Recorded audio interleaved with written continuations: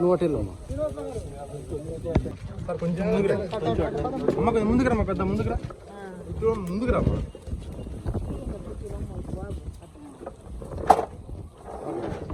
Okay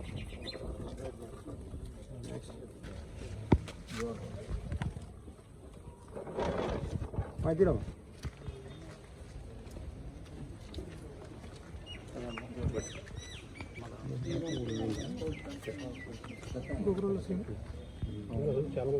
okay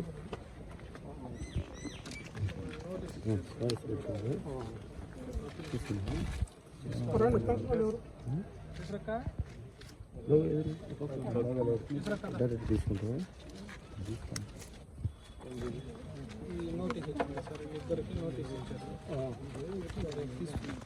తీసుకోలేండి తెలుసు కదా సదారంలో set అయితేనే ఇంతకుముందు ఎంత 70% పీడిసెస్ వస్తాయి సార్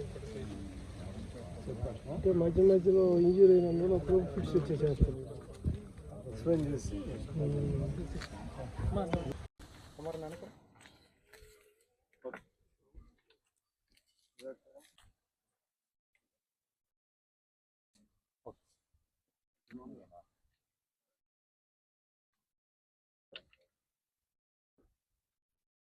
అందరికీ నమస్కారం.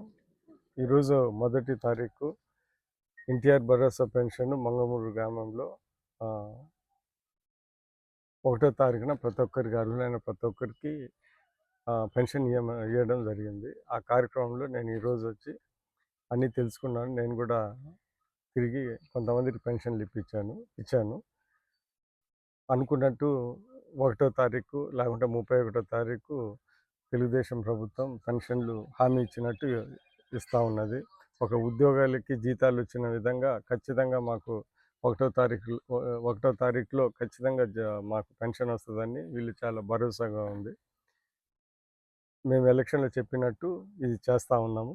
అదే కాకుండా మంగమూరు గ్రామంలో తిరుగుతున్నప్పుడు ఇక్కడ బస్సు కావాలని మహిళలు చాలామంది అడిగారు. అది ఆర్టీసీ అధికారుల దృష్టికి తీసుకుని అతి త్వరలో అది కూడా ఆ సమస్య కూడా తీరుస్తారని మాకు ఆర్టీసీ అధికారులు హామీ ఇచ్చారు. ఇదే కాకుండా నీళ్ళ సమస్య ఉన్నది. నీళ్ళు సరిగా ఫిల్టర్ కావటం లేదని మాకు ఇంతకుముందు ఎలక్షన్లు కానీ దాని తర్వాత మా దృష్టికి తీసుకొని వచ్చారు. దాన్ని కూడా కాంట్రాక్టర్ని పిలిపించి ఒక 16 లక్షలు పెట్టించి ఆ నీళ్ళ సమస్య కొత్త ఫిల్టర్ బెడ్స్ వేసే విధంగా కూడా చూస్తున్నాం. తిరిగేటప్పుడు వచ్చిన సంవత్సరంలోనే చాలా స్కీములు అంటే సిలిండరు పెన్షన్ను 4,000 4, 6, 10, 15 వేలకు పెంచటము, దాని తర్వాత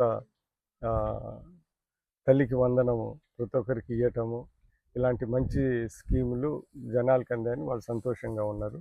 అభివృద్ధి ఈ మంగమూరు గ్రామం వరకు అభివృద్ధి కార్యక్రమంలో కూడా ఈ సంవత్సరం కాలంలోనే ఒక 30 లక్షలు రోడ్లు అవన్నీ వేసాము. రాబోయే కాలంలో ఒక నెల 2 నెలలు కూడా ఇంకొక 30 లక్షలు అంటే ఈ గ్రామానికే వచ్చిన తర్వాత 60 లక్షలు సిమెంటు సీసీ రోడ్లు డ్రైన్లు వేసాము. సో ఇవన్నీ చూస్తూ ఉంటే ఇది ఒక గ్రామానికే మన కాన్స్టిట్యున్సీలో దగ్గర ఒక 30 కోట్ల సీసీ రోడ్లకి చేసాము. ఇంకా ప్రతిపాదనలు ఉన్నాయి. అదేవిధంగా రోడ్లు రిపేర్లు చేయించాము. ఆర్ఎన్బి పంచాయతీ రోడ్లు చాలా కొత్త రోడ్లు వేసాము.